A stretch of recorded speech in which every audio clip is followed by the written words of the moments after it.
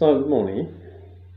Uh, this is my third video in which we are going to talk about one issue of the theories of literary criticism, and which is considered as a very important course or unit of teaching at the universities, mainly for students who are preparing their master degree English department's students.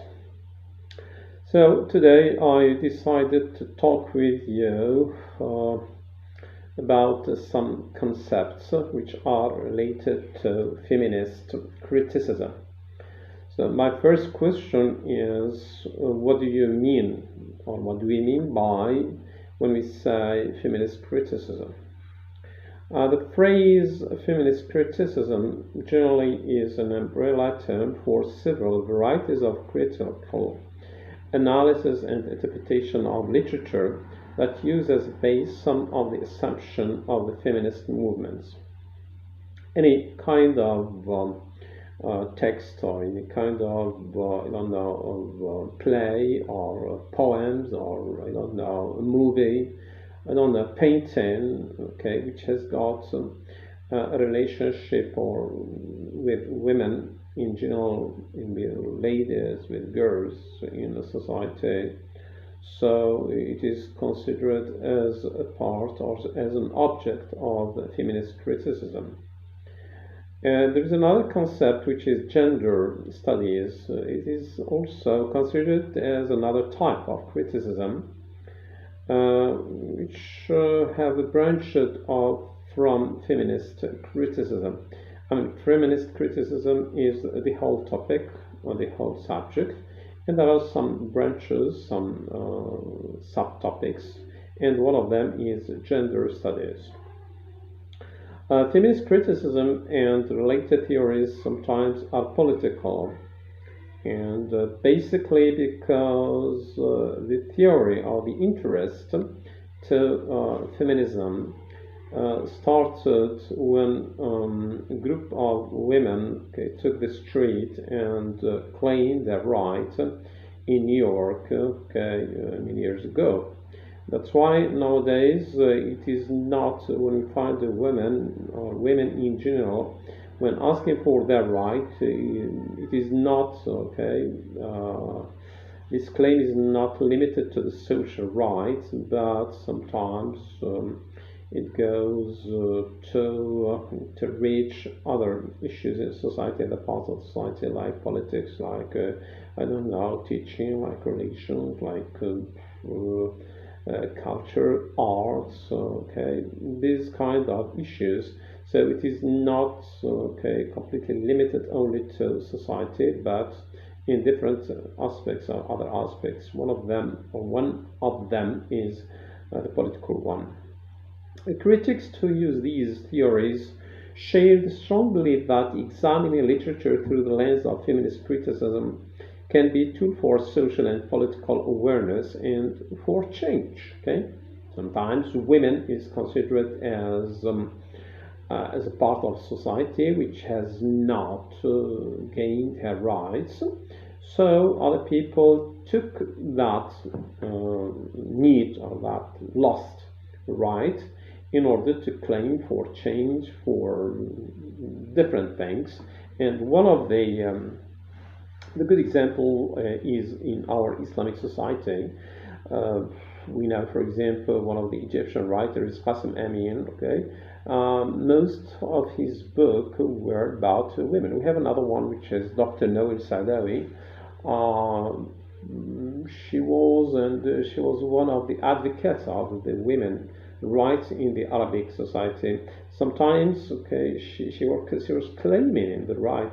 She was claiming the right for women, but sometimes she, in my opinion, didn't respect the crucial and the very important values of our society, because sometimes she was claiming and she was revolting, asking for freedom for women, but sometimes she went against what is what is sacred and holy. Sometimes when she discussed the issue of veil, she said that veil is considered as a blind worn by women who are not beautiful. It's a stupidity, but okay, this is what she decided to convey for those people who had at that age limited culture knowledge about relation. A third thing is there are also important terms for gender and feminist criticisms. So I'm going to underline some of them or a few of them. First concept, which is widely used by critics who are working and are interested in the topic. The first concept is patriarchy, which is defined as a system of beliefs and social practices. It is a system of beliefs and social practices that supports male dominance at the same time by denying women access to power, privileging issues voices that are seen as masculine over those that are feminine, and exerting control over women's bodies. Most of the Orientalists who took this issue as an object of study, mainly when they relied on the Arabic and the Islamic societies.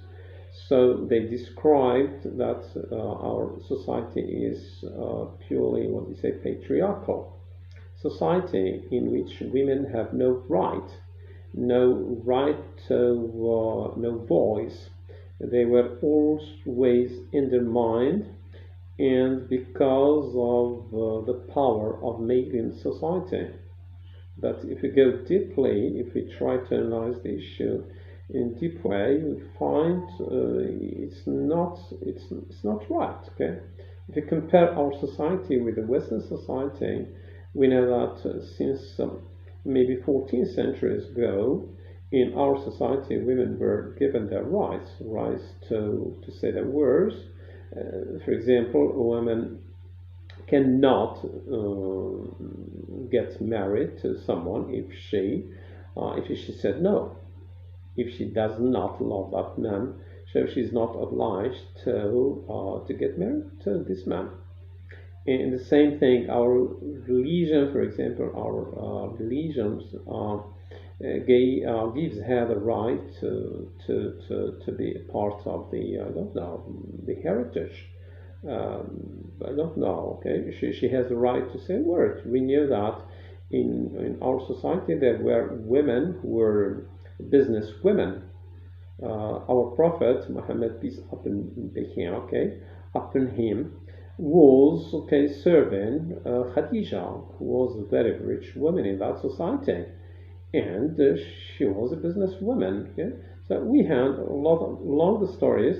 At the same time, when we deal with the European situation of women in that time, so women were not before given the right to vote. Okay, not very far from here. Women were not considered as a part of human being. The church, in some some scriptures in which they say that in church didn't accept women as human being, and sometimes if you come across a woman and her shadow touches you, so you have to go time to clean again because Satan and devil has touched you. So women in Western world were considered as an object of hedonism, an object for pleasure. And after that, starting maybe at the beginning of the 19th century, so women were considered to be part of the society and were given some rights. But before that, if you compare them with our society, so women didn't have their right in this situation. This is the first concept, which is patriarchy. The second concept, we see gender, a socially constructed set of expectations for what is masculine and what is feminine, as opposed to sex, which is biological. The third concept, which is essentialism, the belief that every woman is inherently different because she is a woman. And this is what I was speaking about when I made the comparison between Islamic society and European society. Some early feminists used this idea to say that these differences should be identified and celebrated, but many feminists now say essentialism is outdated and prone to abuse. Now I move to the main questions that a feminist critic might, for example, ask. I can say first question, maybe for example, in what ways is patriarchy present in a particular work? How are the effects of patriarchy evident in the lives and attitudes of the characters? If I take, for example, the novel of Alvarez, In the Time of the Butterflies, which speaks about three ladies, warriors, who decided to fight a dictator in the Dominican Republic, and in which the society was a patriarchal society, and because of the injustice and because of the violence which was reigning in that society, and the victims, most of them were women. So three sisters, the Malabel sisters, who decided to fight that situation, and when they were discussing the matter with their father, so their father said it is impossible to fight the law. Okay, that means he considered that Troilio is the law himself. And he told his daughters that your place is the kitchen and the house. That means your job is to give birth for children, that's all. So when I read the text, when I read the novel, so I find that the society was purely, absolutely patriarchal society. And the role of women was limited to give birth to children and to be, I don't know, sometimes, most of the time, babysitters, servants, and that's all, and the source of hedonism. The second question, which is, do female characters show signs of resistance to patriarchy? This is a good example. It's good. The book of In the Time of the Butterflies, it's a very, very good example for where we find women who resisted to that situation. And if so, how is this resistance portrayed? How are the concerns unique to women in a particular place or time portrayed in the work? To what extent does this portrayal value those concerns? Now we move to another part of the topic, is what do we call the canon, and we try to give you a brief note on the literary canon. What do you mean by canon first? Originally the term canon applied to the books of the Bible that were accepted as divinely inspired. The word canon comes from a Greek word meaning rule or measure.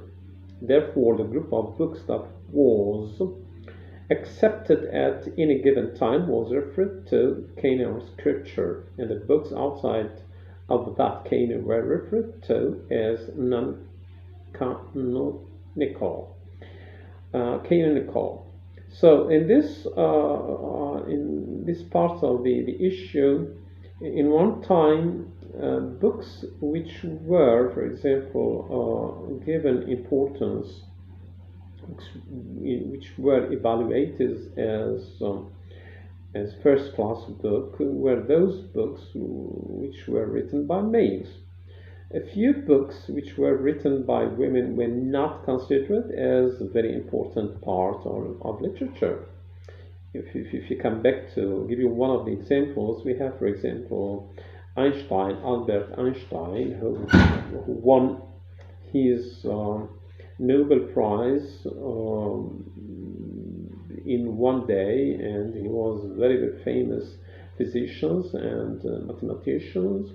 But if you read the story of Einstein, we find that he had a wife, and that wife was also a very known woman, who was well versed in mathematics. She was very, very known, but because of that time, she was denied by society, because all the sports, the light sports, were directed to Albert Einstein. And forget another American writer, American poet, okay, is Emily Dickinson. Okay, Emily Dickinson, when she was alive, she after her death, she left thousands, more than 1,000, okay, 1,024 maybe, poems which were hidden in her room. But before she died, she spoke to one of her maybe sisters or friends, okay, and she asked her, after my death, try to burn those papers. And her friend didn't fulfill the promise that she was given to Dickinson, and she published those poems, which have made Emily Dickinson known by her poems. So this is the very important thing. In that time, all what is written by men, which is considered as a literary canon.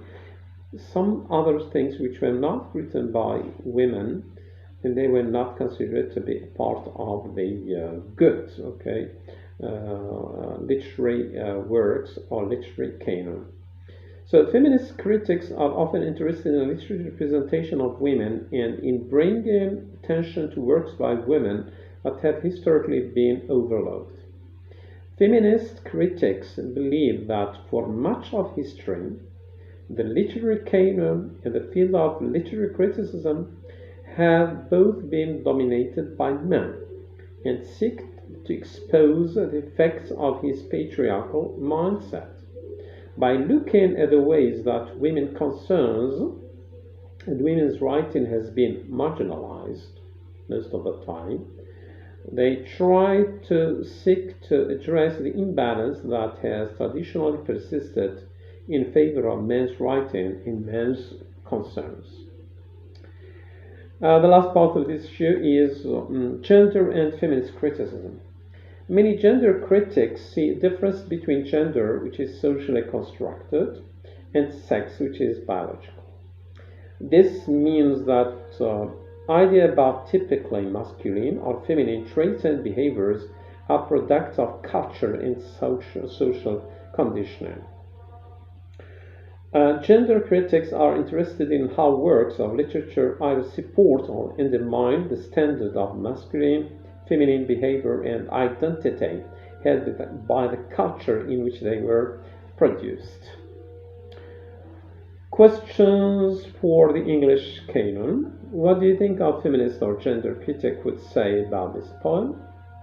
I mean, if we take one of the poems written by Emily Dickinson, if we find that, for example, when she spoke about death, and we try to analyze this poem according to a feminist lens, so it will not be the same as being analyzed by, I don't know, by a man who is totally against women's society. And if we speak about, for example, marriage, there's another topic or another poem written by Emily Dickinson, which is marriage. By the way, okay, she hadn't the chance to get married. She died without achieving that a dream which is a very essential dream for every woman. Remember also to put it very simply, gender critics are interested in culturally produced ideas about what is masculine and feminine. Okay, so if we try to underline those points, how is culture well formed? How is culture or how is women portrayed in that culture? These are this is the very important aspect or a very important medium on which you can work and you can discuss your topics. Third point, feminist critics are interested in how living in a society or reading a literature dominated by men affects women and by extension society as a whole. So this is, I mean, the main questions and the main issues or the points that I decided to talk with you today. So I wish that you have understood some concepts, okay, related to the issue of feminist criticism, mainly the word patriarchy, gender, okay, essentialism, say, okay, difference between words and different issues that have got a strong relationship with the topic of of women in society in the past and nowadays. Thank you very much, and I see you within the fourth video.